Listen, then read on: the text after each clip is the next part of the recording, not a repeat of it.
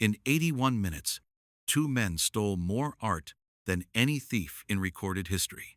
March 18th, 1990. 24 inches the morning. Boston is quiet. Streets empty. Temperature just above freezing. Nobody awake who doesn't have to be. On Palace Road in the Fenway, there is a museum that looks like it was stolen from Florence. Stone arches, iron gates, Venetian courtyards. Inside its walls, Rembrandts, a Vermeer, a Raphael, a Titian. Paintings made by men dead for 400 years, together worth $500 million, guarded tonight by two men. At 1:24 a.m., the intercom buzzes. Two men are standing outside in the cold. Boston police uniforms, badges, duty belts, hats pulled low. They look completely official. One leans toward the speaker. Police, disturbance call on the property. We need to come in. The guard at that desk was 23 years old. His name was Rick Abath, part-time musician, been working here less than a year. $9 an hour to guard $500 million in art. He didn't call it in, didn't ask for a badge number, didn't verify the report, didn't follow a single protocol that existed for exactly this moment. He pressed the button and opened the door. Those two men were not police officers. In the next 81 minutes, they walked through every significant room in that building. Unhurried, calm, almost casual. They used a razor blade to cut canvases from their frames. They ripped a Rembrandt off the wall so hard it gouged the plaster. They walked past a Michelangelo drawing and left it hanging. They took a bronze eagle off a Napoleonic battle flag worth $12,000, while a $200 million Rembrandt was already under their arm. 13 objects, $500 million. 81 minutes. Those frames are still there. Right now. Today, empty. And the museum cannot take them down. Isabella Gardner's will said nothing in this building shall ever be moved. Not one object. Not ever. Violate that condition once Harvard gets everything. So those empty frames stay exactly where they are. Frozen by law. No arrests. Ever. No convictions. Ever. The art has never been found. And the FBI believes right now, today, they know who planned this. They just cannot prove it. This is not a story about two men in fake uniforms. This is a story about a city with secrets it never planned to give up. A guard who made one decision in under 10 seconds and has spent 35 years thinking about it. An FBI investigation swallowed not by the criminals but from the inside. And somewhere out there right now, in a room nobody has found, a Rembrandt is still rolled up in the dark. Waiting. March 18th, 1990.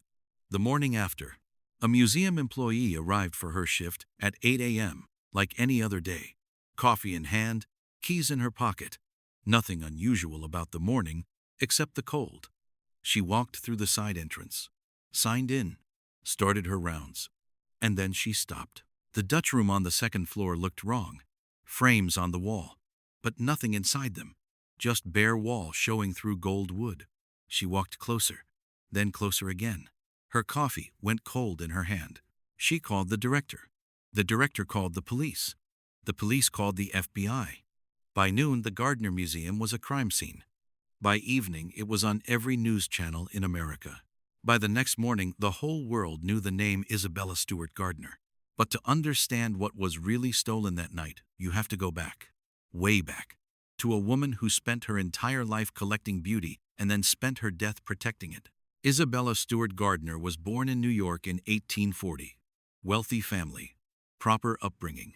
The plan was simple: marry well, be seen at the right parties, disappear quietly into Boston society. She had absolutely no interest in that plan. She traveled Europe obsessively, befriended Sargent, corresponded with Henry James, sat for portraits, argued with art dealers. She bought Rembrandts in Amsterdam and Raphaels in Rome and carried them home like souvenirs from a life nobody else was living. Over 40 years, she built one of the most extraordinary private art collections in American history. Not because she was rich. Plenty of rich people never build anything worth remembering. She built it because she was obsessed. Because she looked at a Vermeer and felt something most people spend their whole lives chasing and never find. When she died in 1924, she left the museum to the public. Every painting, every sculpture, every tapestry, every flower arrangement in the courtyard. But she left one condition. Nothing shall ever be moved. Nothing bought. Nothing sold. Nothing rearranged. The collection stays exactly as I arranged it, forever. No exceptions. If that condition is violated, even once the entire estate goes to Harvard University, her lawyers made it airtight, which means today, right now, those empty frames on the Dutch room wall cannot be removed, cannot be replaced, cannot even be moved to storage. They hang exactly where she put them. Except now there is nothing inside them. Isabella froze time in that building. The thieves froze it differently. Now meet the man who let them in. Rick Abeth was not a criminal. Not on paper. Not on record. 23 years old. Played bass in a local band. Took the museum job because it paid steady. And the nights were quiet. $9 an hour. 2 guards for the whole building. No real training. No real oversight. Just a young man sitting alone at a desk at 1 a.m., surrounded by $500 million in art. But here is the detail that the FBI could not get past. 1 hour before those 2 men buzzed the intercom at exactly 12:30 a.m., Rick Abeth walked to the main entrance of the museum and manually disarmed the motion detectors on the first floor. He told investigators it was habit, something he had done before. He didn't know why. The FBI interviewed him once. Then again, then a third time. They gave him polygraph tests. He passed every single one. He has never been charged with anything. But here is what stays with you. Someone knew the patrol schedule that night. Someone knew which cameras had blind spots. Someone knew exactly where the alarm gaps were. Someone knew that 2 men in police uniforms at 1:24 inches the morning would get that door opened without a single question asked. Maybe that someone was inside the building. Maybe that someone was sitting at that desk. Or maybe Rick Abeth was just a 23-year-old making $9 an hour who made one terrible decision on one terrible night and has been living inside it ever since. 35 years later, nobody knows for certain. And Rick Abeth is still not talking. In 81 minutes, they took everything. But they didn't take everything randomly. That's the part that keeps investigators up at night. The 2 men went straight to the second floor. No wandering. No wrong turns. They walked directly to the Dutch room like they had been there before. Like someone had drawn them a map. Maybe someone had. The Dutch room was where the crown jewels lived. Dark mahogany walls. Gilded frames. The kind of room that makes you lower your voice without anyone telling you to. They started with the Rembrandts. First, The Storm on the Sea of Galilee, painted in 1633. The only seascape Rembrandt ever painted in his entire career. 3.5 centuries old. They took a razor blade and cut it clean from its frame. Current estimated value $200 million. Gone in under a minute. Then, a second Rembrandt. A small self-portrait etched onto oak panel. 350 years old. Lifted off the wall. Then, Vermeer's The Concert. One of only 34 known Vermeers in existence anywhere on Earth. 34. In the entire world. They rolled it up and moved on. Then a flink landscape that had been misidentified as a Rembrandt for 200 years. They took it without hesitation. They almost certainly had no idea which was which. They moved to the short gallery, took 5 Degas sketches, small, easy to carry, rolled them carefully. Then the blue room. And this is where it gets strange. In the blue room, they stopped at a Napoleonic battle flag mounted on a stand. They unscrewed a small bronze eagle from the top of it, a decorative finial, worth maybe $12,000 on a good day. $12,000. They already had $200 million worth of Rembrandt under their arm. They took the eagle anyway. They took the flag's finial too. Then they walked past a Raphael, left it hanging. Walked past a Titian worth tens of millions, left it. Walked directly past a Michelangelo drawing one of the rarest objects in the entire building, and did not touch it. Stop and think about that for 1 second. These men came prepared. They had a razor blade. They knew which room to go to first. They moved through the building with confidence and purpose. And yet they left a Michelangelo on the wall and stopped to pocket a $12,000 bronze trinket. Either they panicked, or they had a list. And something on that list made no sense unless you knew what it was really for. Law enforcement has a theory about the eagle and the finial. Not grabbing mistakes. Not random impulse. Something colder than that. Proof of delivery. A signal to whoever was waiting outside. To whoever commissioned this job and needed to know it was done. We were inside. We did exactly what you asked. Here is your proof. Think about what that means. Because if someone commissioned this theft, if someone planned it, funded it, gave the order, then those two men in police uniforms were not masterminds. They were employees. They were following instructions from someone who never stepped inside that building. Someone who stayed completely invisible. Someone who may have been sitting in a warm room somewhere in Boston that same night waiting for a phone call. Someone the FBI has never been able to name in court. At 2:45 a.m., they walked back out the same side door they came in through. 81 minutes after Rick Abeth pressed that button, both guards were still handcuffed in the basement. The motion detectors were still disarmed. The cameras had recorded everything and would reveal almost nothing useful. The art went into a vehicle parked outside. Car or van, investigators are still not certain. And then it drove away into the Boston night and disappeared completely. No ransom note arrived the next day. No demands, no phone calls, no anonymous tips, no one trying to negotiate a return. Just silence.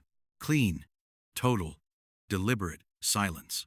The kind of silence that doesn't happen by accident. The kind of silence that tells you the people who did this knew exactly what they were doing and exactly who they were doing it for. And they were not afraid of getting caught. Because they knew something the FBI didn't. Not yet. The FBI opened their investigation on the morning of March 18, 1990. They have never closed it. In the first 48 hours, the tip line exploded. Every small-time criminal in Boston suddenly remembered something suspicious they had heard somewhere. Every amateur with a theory called in. The reward money, eventually raised to $10 million, had a way of sharpening people's memories. The FBI ran down hundreds of leads. Most went nowhere. But one name kept coming back. Through different channels. From different informants who had never met each other. People who had no reason to tell the same story unless the same story was true. The name was Whitey Bulger. James Joseph Bulger. Born in South Boston in 1929. Raised in the housing projects. Smart enough to get out. Mean enough to stay in. By the 1970s, he was running the Winter Hill Gang, the most powerful Irish-American crime organization in Boston history. Extortion, drug trafficking, loan sharking, murder, 11 confirmed murders. Probably more. He controlled the city's underworld for decades. Politicians were careful around him. Police were careful around him. Even rival mob bosses were careful around him. And the FBI? The FBI was paying him. Let that land for a moment. While Whitey Bulger was running Boston's criminal underworld, while he was ordering murders and flooding neighborhoods with drugs, he was simultaneously on the FBI's payroll as a confidential informant, feeding them names of rivals, helping them build cases against the Italian mob. In exchange, the FBI gave him something more valuable than money: protection. They tipped him off before raids. They buried evidence against him. They looked the other way when his name came up in investigations that had nothing to do with their arrangement. For years, Bulger was untouchable. Not because he was clever, because he had people inside the building. Now here is where the Gardner case gets very dark very fast. When investigators started picking up Bulger's name in connection to the theft, when multiple informants started pointing in the same direction, something unusual happened inside the Boston FBI field office. Leads got slow. Paperwork got delayed. Cases got quietly deprioritized. A retired FBI agent who worked the Boston office during that period said it plainly. When Gardner intelligence started pointing toward Bulger's world, there were people inside the FBI who were not enthusiastic about following it up. That is the polite version of what he said. Think about what that means. The institution tasked with solving the biggest art theft in American history may have deliberately slowed its own investigation. Not because the leads were weak, because the leads pointed toward an asset they were still protecting. $500 million in stolen art, and the people hunting the thieves were handcuffed by their own secrets. Bulger stayed untouchable for years after the Gardner theft. He kept running Boston, kept killing, kept collecting. Then, in 1994, a leak inside the FBI warned him that indictments were coming. He disappeared. He was on the run for 16 years, living under a false identity in Santa Monica, California with his longtime girlfriend, an old man in a rent-controlled apartment 2 blocks from the beach, wanted for 19 murders. He was finally arrested in June 2011. A tip from a woman in Iceland who recognized his girlfriend from an FBI publicity campaign. 16 years, gone, just like that. He was convicted in 2013. 11 murders confirmed. Racketeering. Extortion. The full weight of everything he had done finally landing on him in a Boston courtroom at 83 years old. Throughout the trial and after it, journalists and investigators asked him about the Gardner theft repeatedly. He denied it every time.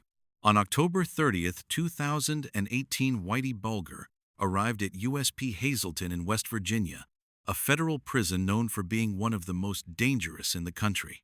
He had been transferred there the night before from another facility. Within hours of arriving, he was beaten to death in his cell. He was 89 years old. He never gave up the art. The other name that kept surfacing in the investigation was Robert Guarente, a Boston area mobster with connections to the New England crime world. Investigators believed Guarente may have received at least some of the paintings after the theft and passed them to a Connecticut man named Robert Gentile. Gentile's property was searched multiple times over the years. His yard was dug up. His walls were opened. His storage units were examined. Nothing was ever found. Guarente died in 2004. Gentile died in 2014. Both gone, both silent. In 2013, the FBI held a press conference on the Gardner case. They made a rare public statement. They said they believed they had identified the 2 men who carried out the theft, both connected to the Boston and Connecticut organized crime world. They would not name them. They said both men were now dead. They said they believed the art had been transported to Connecticut and possibly to Philadelphia in the years following the theft. They said they were still following active leads. And then they said something that has stayed with people ever since. They believe the paintings still exist. Somewhere. $10 million. Unclaimed. 35 years of silence. 2 thieves identified but unnamed. An FBI investigation compromised from the inside by its own corruption. A retired agent who says the case will be solved. And a Connecticut mobster who went to his grave without saying a single word. Here is the uncomfortable truth at the center of all of this. Someone made a decision that protected Whitey Bulger. Someone inside a federal building in Boston chose an asset over a $500 million theft investigation. That decision may have cost this case 10 years, maybe more, maybe everything. The FBI caught the man they protected for decades, convicted him, watched him die in prison. But the art? Still gone. And the person who commissioned the theft, the person who sent those 2 men into that building with a razor blade and a list, has never been identified, never been named, never been touched. 35 years later, they are either dead or they are the most careful person in American criminal history. Maybe both. Here is something the news always skips. Art theft is the 3rd largest criminal trafficking market in the world, behind drugs, behind weapons. $6 to $8 billion every year. Recovery rate 10%. 9 out of 10 stolen artworks are never found. Ever. And here is why. You cannot spend a stolen Vermeer. Cannot sell it. Cannot show it. Cannot photograph it publicly without triggering an international alert. Every major auction house on earth has the Gardner pieces flagged. Every museum. Every legitimate dealer. So who holds them? And why? Law enforcement has believed for decades that high-value stolen art moves through criminal organizations as currency, not displayed, not enjoyed, just held, used as collateral between people who cannot sign contracts or open bank accounts. I have your Rembrandt. You have my loyalty. Do not cross me. That is why there was no ransom note, no negotiation, no attempt to sell, because the paintings were never meant to be sold. They were meant to be held as power, as leverage, as a card you play when everything else runs out. The Gardner Museum still opens every morning, still fills with students and tourists and people who came specifically because they read about the theft and wanted to see it for themselves. And in the Dutch room on the 2nd floor, those empty frames are still on the wall. Because legally they have to be. Because Isabella said so. Because nobody has found a way around a dead woman's will in 35 years. When journalists ask what the museum would do if the paintings came back tomorrow, the answer is always the same. Hang them back. Exact same spots. No ceremony, no press event. Just put them back. As if 35 years was a long afternoon. Rick Abath still lives in New England. Still gives the occasional interview. Still says he thinks about that night constantly. Still says he didn't know those men. Still says he doesn't know why he opened the door without checking. Still says he is sorry. The paintings are out there. Somewhere right now in a room nobody has found a canvas that Rembrandt touched with his own hands in 1633 is rolled up in the dark. The only seascape he ever painted.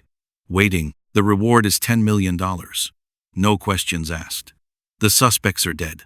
The statute of limitations on the theft has expired. There is no legal consequence left for whoever comes forward. And still silence. Which means, whoever is holding these paintings is either dead, or they are more afraid of someone than they are attracted to $10 million. That is a very specific kind of fear. And that fear has lasted 35 years. So here is the question I want you to carry out of this. Somewhere out there right now, someone knows exactly where these paintings are. They know the room, they know the address, they know what is inside that rolled up canvas in the dark. And every single morning they wake up and choose not to tell anyone. Why?